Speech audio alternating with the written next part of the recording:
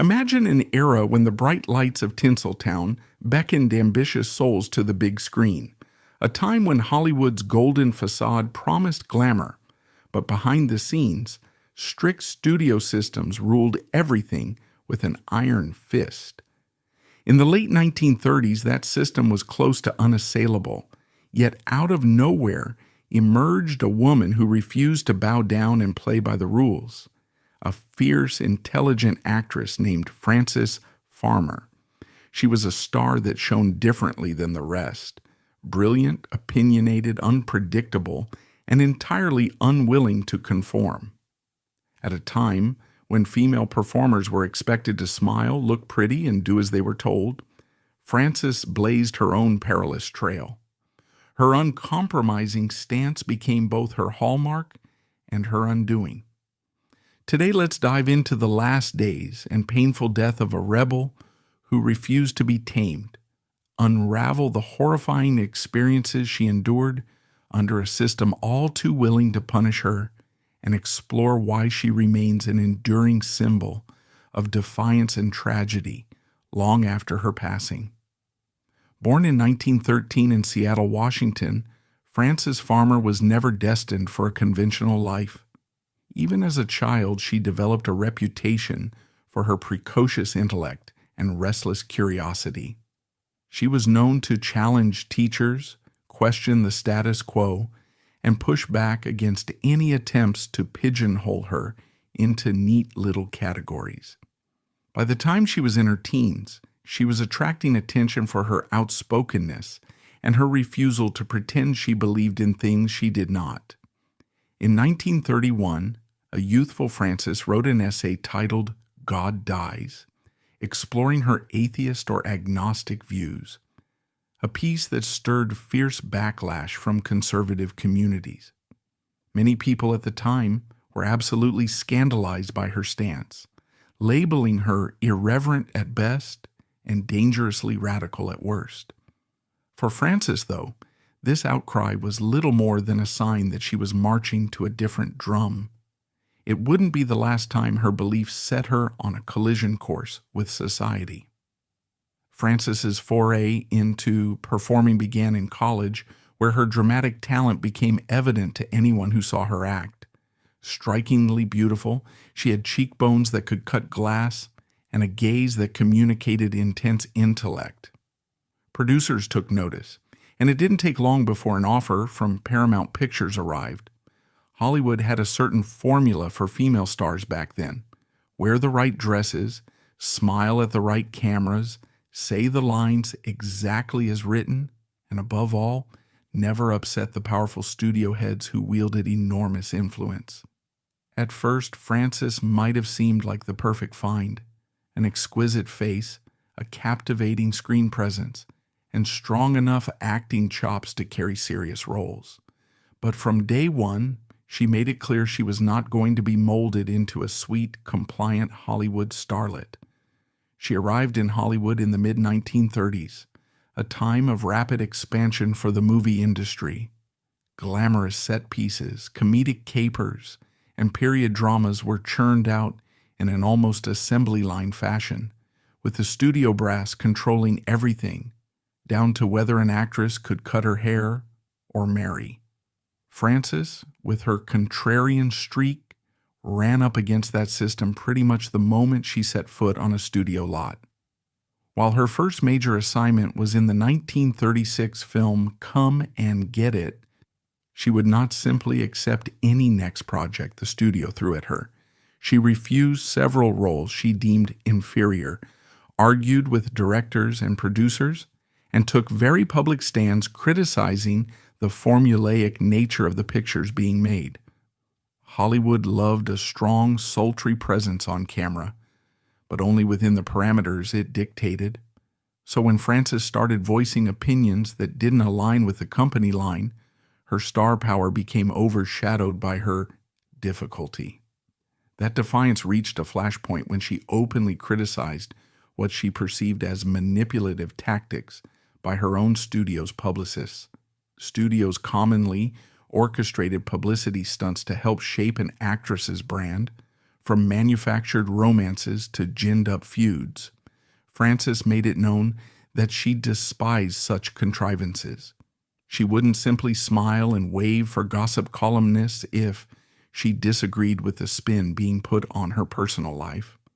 While other Hollywood hopefuls might grit their teeth and go along, believing that was the price of fame, Frances took every opportunity to call out the phoniness. At press junkets, if asked a question she found petty or insulting, she'd refuse to answer or respond with biting sarcasm. She wasn't being difficult for the sake of difficulty. She truly believed her mind and her artistic integrity were worth more than any studio contract.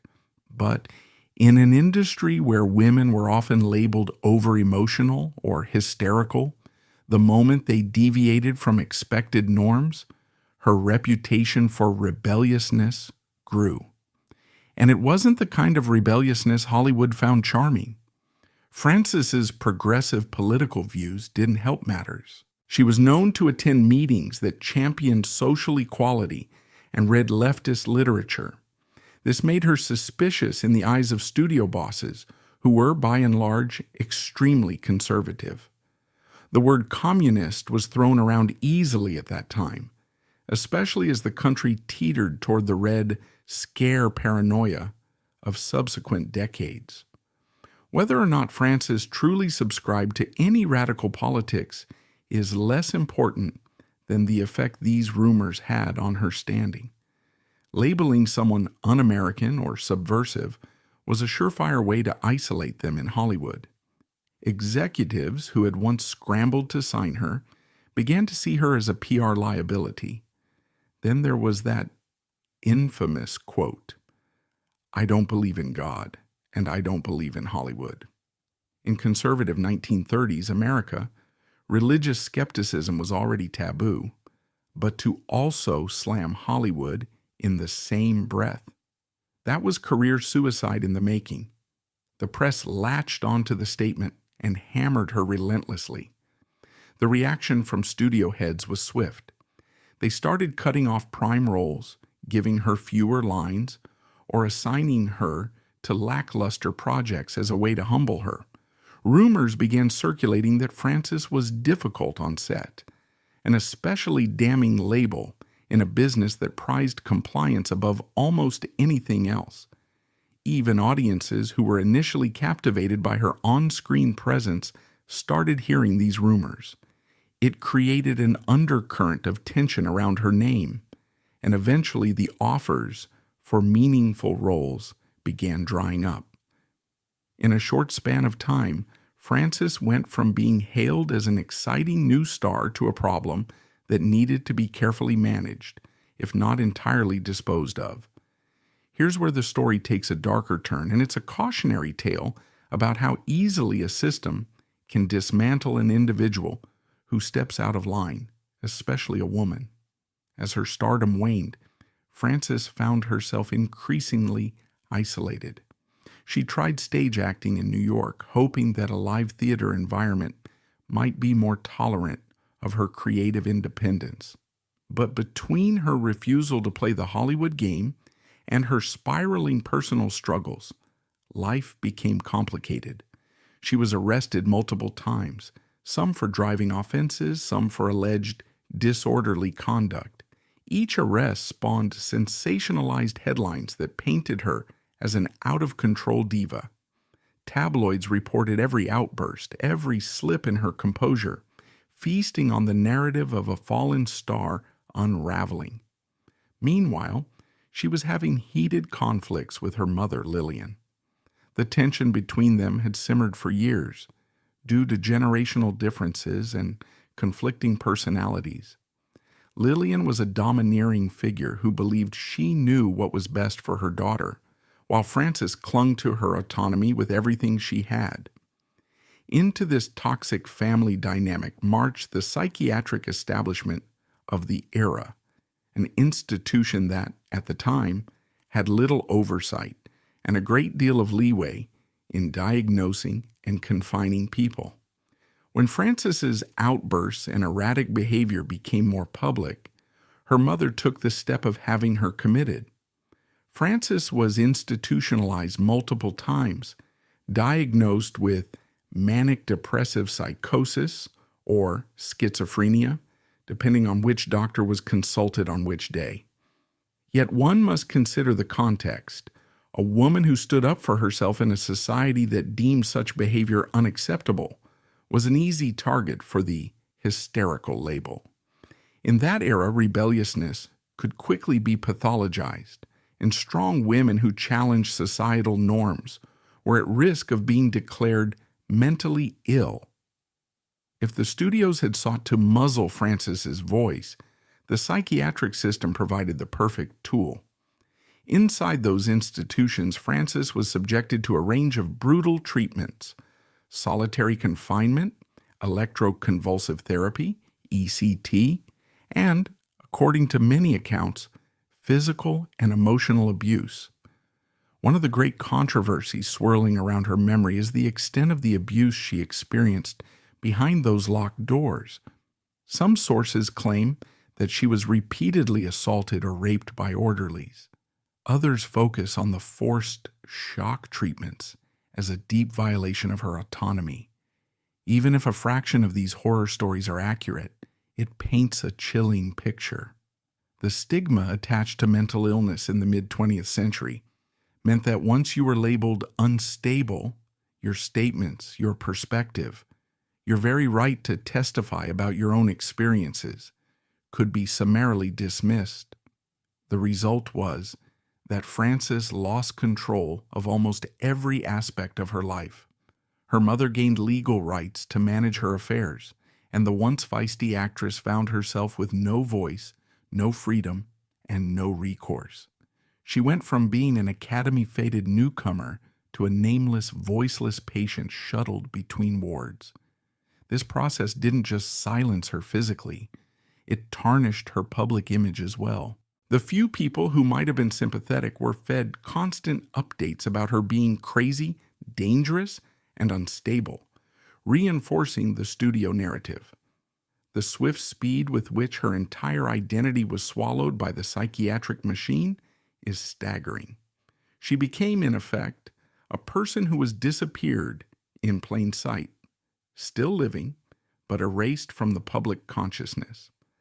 After years of cycling in and out of mental hospitals, Frances reemerged in the early 1950s, but the damage was incalculable.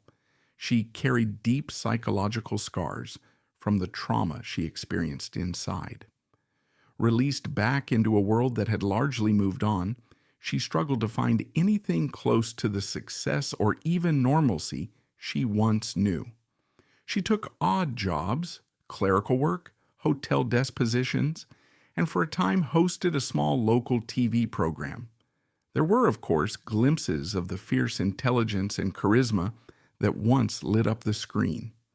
She tried on several occasions to share her story, to speak about the injustices she'd faced, and to articulate the ways in which the system had deliberately punished her for being a difficult woman.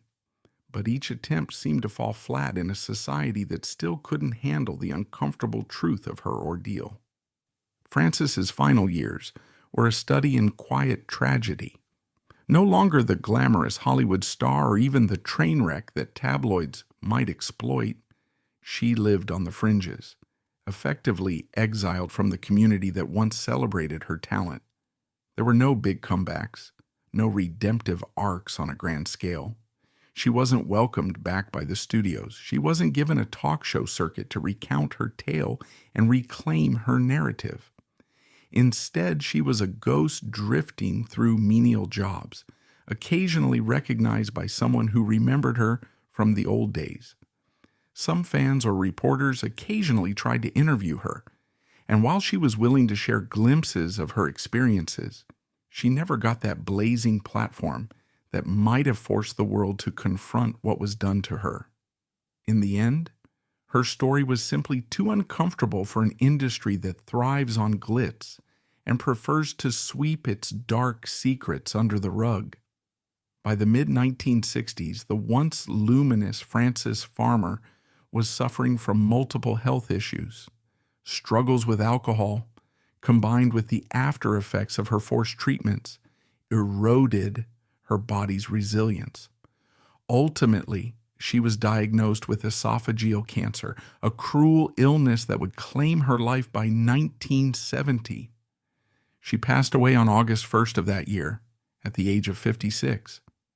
Unlike many Hollywood icons whose deaths prompt enormous tributes and memorial services, think of Marilyn Monroe or Judy Garland, Frances's passing was met with deafening silence. There were no major eulogies, no retrospective screenings of her best films, no heartfelt tributes from major stars. Hollywood, it seemed, had already forgotten her, or more accurately, chosen to forget her. It was as though the system breathed a collective sigh of relief that this troublesome, uncompromising woman was finally gone, taking with her the memories of what it had done. Yet Frances Farmer's story didn't end with her physical death.